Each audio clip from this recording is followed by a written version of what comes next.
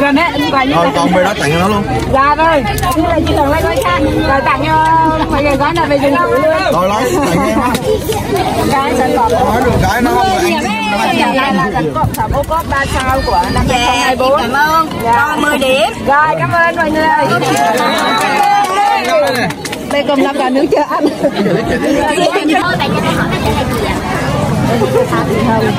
Và chị hồi từ chuyện đến không có tùy trả cho đây chị vừa đứng ra đây. Mẹ ơi, mẹ cho con hỏi là ngày hôm nay á, em sẽ tổ chức giống như là mẹ tặng quà thì con không biết là tặng như thế nào ạ? Ta đang thấy ra đấy cái đầu tiên người nó em cô tổ tám về tổ chức thì rất là vui, mà tổ chức này rất là ý nghĩa, mà bà con rất vui và rất mừng. Là phải cảm ơn ủy ban thường vụ rất nhiều và rất nhiều. Cảm ơn bà nhiều, mẹ con chúc bà nhiều sức khỏe nha. Vâng, bà cảm ơn nha. Dạ vâng. Anh tên là Trần Quý Hậu, bên này là các chuyên sư của chúng tôi và làm siêu ạ ở tại làng này luôn. Hôm nay thì cảm xúc của tôi rất là vui mừng thì có cái đoàn về số 8 về hỗ trợ cho bà con món quà rất đặc biệt đối với bản thân tôi là rất xúc động, không biết nói gì hơn đối với bên FPC 68 thì nói chung hôm nay rất đông người. Thấy bà con ở đây thì rất là mừng. Nói chung là trong cái năm nay là sau cái năm ngoái, năm nay là các công ty tập đoàn đầu tiên từ Sài Gòn thì đưa công vào rất là nhiều. Để mong ngày trong thời gian tới thì tiếp tục để lan tỏa nhiều hơn, rộng rãi hơn để bà con thì bà con giảm bớt cái nghèo, khó khăn hơn nữa. Thấy chương trình rất là vui, mừng, rất là cảm ơn những cái công ty bên P168 thì cảm ơn nhiều này. Dạ. Hôm nay tôi xúc động có cái đoàn bên F168 về tại làm siêu hôm nay, đặc biệt là ta làm cho cộng tam nhiều các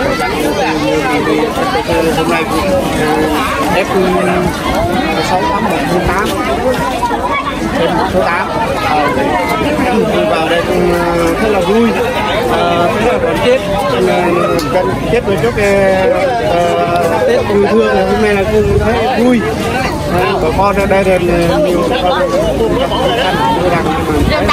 đang người làm tập trung ở đây làm trang trại để Tết vui hơn nữa. Thì nói gì thôi chỉ cảm ơn có cái Tết 1168 đã hỗ trợ cho bà con một số món quà gửi tới bà con nghèo và gặp nhiều khó khăn. Cảm ơn nhiều.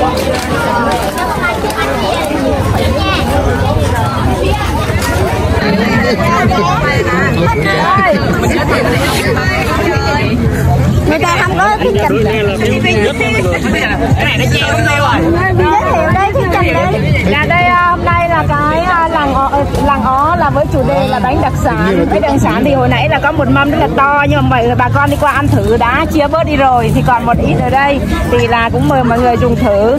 Và cái đây bánh là cái đặc trưng của Gia Lai mình, bánh trưng là rất là bình thường, thì Tết chúng ta không thể thiếu bánh trưng và bánh dày là một món bánh quen thuộc truyền thống và Tết cổ truyền chúng ta luôn luôn có. Và cái nét đặc trưng ở đây là gạo của đồng bào địa phương, là nếp nương của địa phương nên là cái độ dẻo rất là hòa quyện với là cái đậu xanh nên nó có được cái mùi vị rất là bùi và ngon.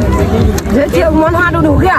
Bên cạnh đấy là kèm theo là cái món rau là lá mì và hoa đu đủ là cái món truyền thống của bà con địa phương. Đó là đơn giản nhưng là cái món đặc trưng. Ông dâu xong rồi ký à? Người thực khách đến là rất là thích ăn cái món này. Có không em để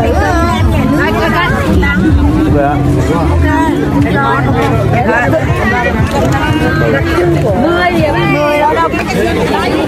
Dạ ta làm qua đi, không cái này không ăn gì.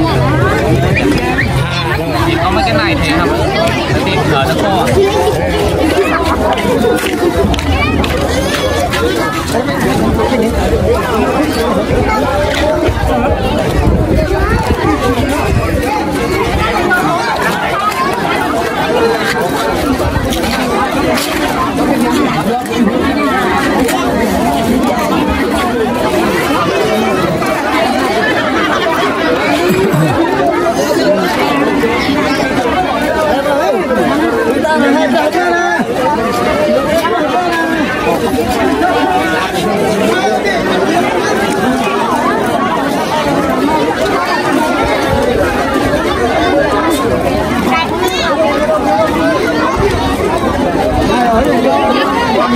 Chấm điểm nhá.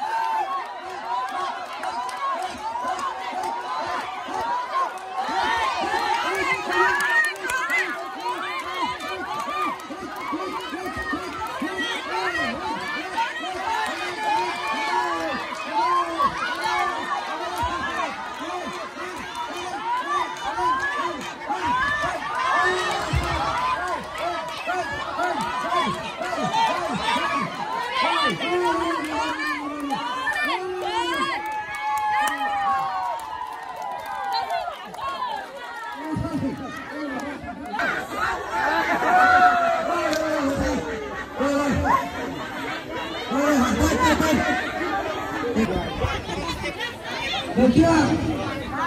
Ổn định chưa? 1, 2, bắt đầu.